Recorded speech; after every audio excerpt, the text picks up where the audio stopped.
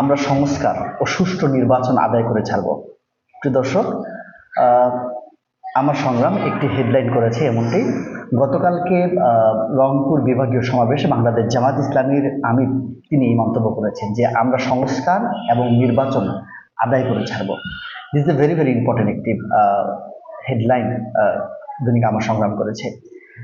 এটাকে আমি এভাবে ব্যাখ্যা করব যে আমরা দেখেছি ডক্টর শফিকুর রহমান গণ অভ্যুত্থানের পরে তিনি কিন্তু মানুষকে ক্ষমা করে দেওয়ার মতো কথা, সুন্দর সুন্দর কথা বলেছেন, কিন্তু এইবার কিন্তু আমরা দেখতে পাচ্ছি যে তিনি একটু ভিন্ন ধরনের কথা বলছেন যে আমরা আমাদের সক্ষমতা দিয়ে, তিনি বোঝাতে চাচ্ছেন যে আমরা আমাদের সক্ষমতা দিয়ে আমরা এই সুষ্ঠু নির্বাচন আদায় করেছেন।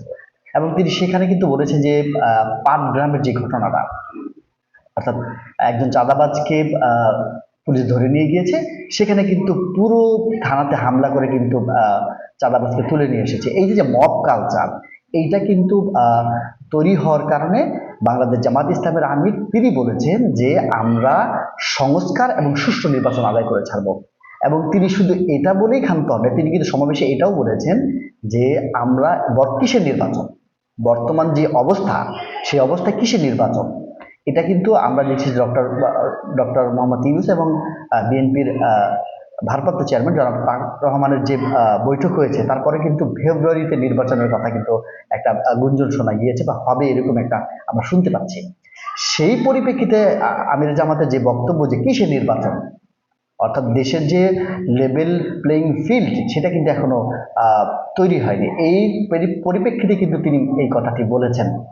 এবং রংপুর সমাবেশে কিন্তু তিনি এটা আমি মনে করি সেটা এভাবে বোঝাতে চেষ্টা করেছে যে নির্বাচন যদি হয় তাহলে পাটগ্রামে যে ঘটনা ঘটেছে, অর্থাৎ হচ্ছে পুলিশের কাছ থেকে আসামি ছিনিয়ে নিয়ে দেওয়া, সেরকম ঘটনায় কিন্তু পরবর্তী সময় নির্বাচন হলে প্রত্যেকটি কেন্দ্রতে সিল মারা হবে এবং হচ্ছে ব্যালট বাক্স তুলে নিয়ে যাওয়া হবে। এই যে কালচার তৈরি হবে, যার কারণে একটা সুষ্ঠু নিরপেক্ষ নির্বাচন কিন্তু সরকারের পক্ষে করা সম্ভব হবে না। তারই পরিপ্রেক্ষিতে কিন্তু তিনি এই কথাটি বোঝানোর চেষ্টা করেছেন এবং তিনি রংপুর সমাবেশে এই কথাটি বলেছেন, আমার কাছে এমনটি মনে হয়েছে। এবং সেটা কিন্তু জামাতের অন্যতম মুখপাত্র দৈনিক সংগ্রাম কিন্তু এটা কিন্তু বলেছেন অলরেডি যে আমরা সংস্কার ও সুষ্ঠু নির্বাচন আদায় করা ছাড়া নির্বাচন হতে দেব না বা নির্বাচন হবে না। এই যে কথা তিনি আমিরে জামাত বলার চেষ্টা করেছেন বা বলেছেন, এই জিনিসটা কিন্তু আগামী নির্বাচনের জন্য কিন্তু একটা মাইল ফলক।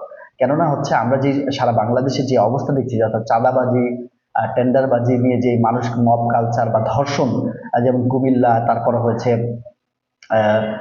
বরিশালের হয়েছে, বরিশালের ভোলায় হয়েছে, অর্থাৎ এই যে আপনার যে কালচার তৈরি হয়ে যাচ্ছে, অর্থাৎ কর্তৃত্ববাদী আদায় করার জন্য, কর্তৃত্ব সমাজে প্রতিষ্ঠা করার জন্য যে বিএনপি এবং অন্য সংগঠন, আমি বলবো বিএনপির কথাই বেশি বলবো, কেননা বিএনপি, যুবদল, ছাত্রদল, স্বেচ্ছাসেবক দল, শ্রমিক দল, তারা যেভাবে হচ্ছে তাদের কর্তৃত্ব করার জন্য সমাজের বাসস্থানে বা টেন্ডারবাজি যেভাবে করছে, অর্থাৎ গরুর হাটে, সেই জিনিসগুলো হওয়ার কারণে কিন্তু বিএনপি কিন্তু কিছুটা হলেও কোণঠাসা হয়ে পড়েছে।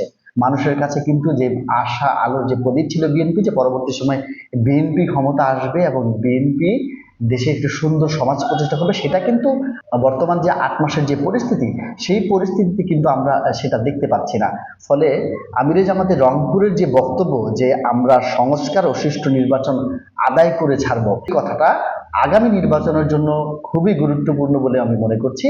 তো দেখা যাক দর্শক, যে সামনে যে নির্বাচন হবে সেটা আসলে কেমন নির্বাচন হয় এবং সেটা নির্বাচনটা আসলে হচ্ছে কিনা সেটা কিন্তু দেখার বিষয়। তো আপনারা যারা শুনেছেন সকলকে ধন্যবাদ জানিয়ে এখানে শেষ করছি। আসসালামু আলাইকুম।